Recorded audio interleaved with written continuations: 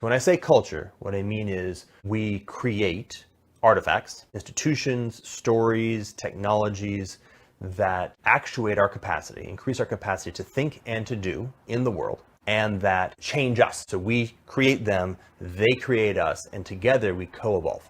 Right? But they're artifacts that are produced by us through our intelligence, through our hands, and our capacity to do things in the world.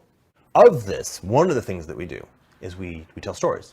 And when we tell stories, we will often find that our stories are built around these mythopoetic archetypes. Now, there's two possible ways of grasping this notion of mythopoetic archetype. The most common is to say, well, it's an artifact of culture, that cultures have been telling stories for a long time. And to the degree to which certain stories have been showing up over and over again, which means that they're in cultures that have been around, or they keep showing up in cultures, one of the two, they have a density to them. They have a perennialness to them. And so they're the kind of thing that you might want to consider counting on when things get squishy.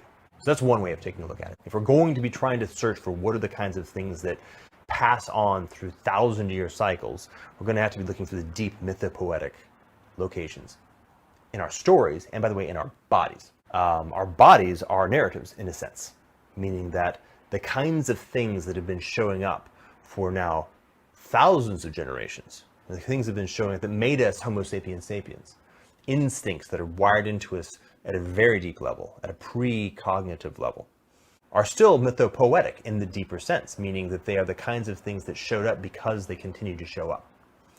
Protect your young is a mythopoetic that is in the body, it is physical. Because obviously, any being that has young that are not fish and doesn't embody protect your young is quickly extinguished.